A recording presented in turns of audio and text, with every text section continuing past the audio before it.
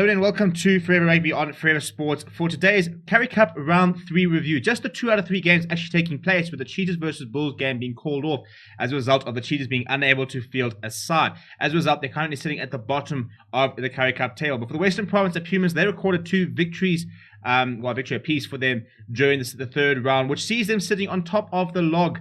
Very, very impressive start, especially from the Pumas, I think, who are finally sort of becoming that bit of a bogey side that is quite tough one not to crack. But equally so, the Greeks are suddenly starting to play really well. I think what we are seeing is that these teams, before the competition of Super Rugby Unlocked and Currie Cup, these teams hadn't played rugby last year. So, you know, we're now seeing the benefits of them having players together, having to start be able to put structures together, and they're starting to become really, really nice sides. We've got some players standing up and putting in some big performances. There's a couple of new players who are coming into these unions, making a big difference, like of JC Null for the Greekers. You know, Billy Engelbert coming back to the Pumas from the Stormers and looking very good. Matt Moore on loan for the Stormers, getting a try as well for the Pumas. So it's been quite an interesting sort of round of rugby. But before we look at the log itself and sort of see how it's all sort of shaping up, please do smash like on the video, subscribe to the channel as well. And if we look at last weekend, so yeah, it was supposed to be kicking off with Cheetahs versus the Bulls, and as a result of the Cheetahs being unable to field a front row, which is pretty much the issue because they didn't have any front row, they had to forfeit that game, and as a result, Bulls were handed a walkover 4-point victory, not a 5 points, but a 4-point victory. I think Jake White will be frustrated because I think he would have liked another game to have blooded a couple of new players and sort of build some momentum going into that British and Irish Lions test they've got this week, Saturday. For the Sharks, also no momentum for them as they went down to the Western Province by just 1 point, 32 points to 31. It was a really, really good close fixture. I think maybe probably not the best quality of rugby. I think one of the worst games we've seen so far in the tournament itself. But you know, if we're not going to see phenomenal rugby on the field, at least we can see something which is quite close and a bit of a nail bite, and that definitely was the case, with 2 penalties in the last 6 minutes deciding that game. And Western Province getting the victory there at 32 points to 31.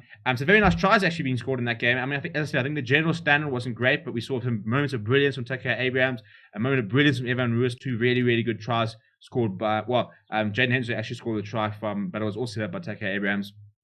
And then on Friday, the Pumas managed to hold their nerve and beat the Greek with 26 points to 22 at Nelspruit in Mbombela Stadium.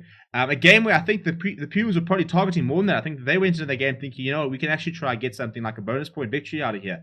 You know, you could see them kicking for the corner and being very, very positive, very sort of ambitious.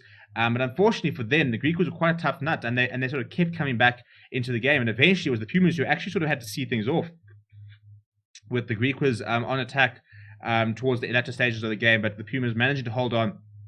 They recorded 2 victories from 2, including a bonus point victory against the now Sigma Lions, who went down to the British and Irish Lions last night. As a result of those sort of matches, this is how the log currently stands. Western Province Pumas at the top of the log.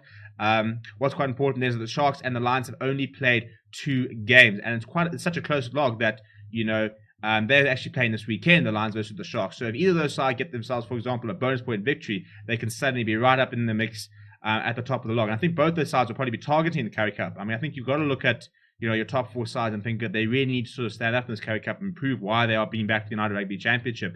And especially something like the Sigma Lions, who I think a lot of people are writing off as not being good enough. They've got so much to prove in the coming weeks in the Currie Cup. But for the Western Province, it's 2 wins out of 3 going down against the Lions. I think John Johnson was very frustrated at that result because I think he would have liked to have done them and done better. But the Pumas, you know, I mean, looking at their 10 points, that's a really good start from them. The Bulls, with a walkover victory, you know, if they played the game and got a bonus point, they actually would have been on 11 points. But, you know, sitting in 3rd place, they're currently in a bye level. They'll be playing against the Lions on Saturday, so they won't play any Currie Cup until next week. So it's a chance for the Pumas, for example, to actually start to sort of make another push in the Currie Cup as they get back underway this week. For the Greekers, I'm very chuffed to see the Greekers sitting there. 6 points out of 3 games. You know, 1 win, 2 losses. But the main thing is that they're competitive, and I think that's what we need to see. You know, we need to sort of see a bit of a shift away from the top 4 sort of dominance. And the Pumas will be going to the Cheetahs this weekend on Friday, and I think that'll be quite an interesting game because I think it's 2 sides which are. I think you got the Puma side with full of confidence, and you got Cheetah side which are sort of injury ravaged and a bit nowhere really of the Cheetahs as a union. So I think if the Pumas can go to Bloemfontein and get a result on Friday, that would be huge for them. And I think they can genuinely do it. On Wednesday, the Western Province will be hosting the Greekers, so it should be quite a straightforward match in theory from the Western Province. A couple of players that they should be returning as well, so it should be quite an exciting match to keep an eye on. And then on Saturday, the Celsius Sharks will host the Sigma Lions 2:30 there. That's it's a very important clash because the Lions lose that game, for example, suddenly 5 points after 3, or could be 7 points, for example, after 3 is not great. And all of a sudden you could have the Western Province at if they get a bonus point victory, they could be right up ahead at 16 points. They could, when the Pumas get a victory, they could be sitting at 14 points. So the Lions and Lions and the Sharks to a certain degree are a little bit sort of at risk of being able to fall behind early. It's a very long competition, still got a lot of rugby to play. But they'll both be looking for results, and even if they lose this weekend, we'll both be looking to try and get at least sort of 2 points out of it and keep themselves with the front running pack so they can kind of mount a late charge. But that's how the Currie Cup is currently sort of unfolding. A nice little bit of a sideshow as the British and Irish Lions and Springboks take sort of main stage.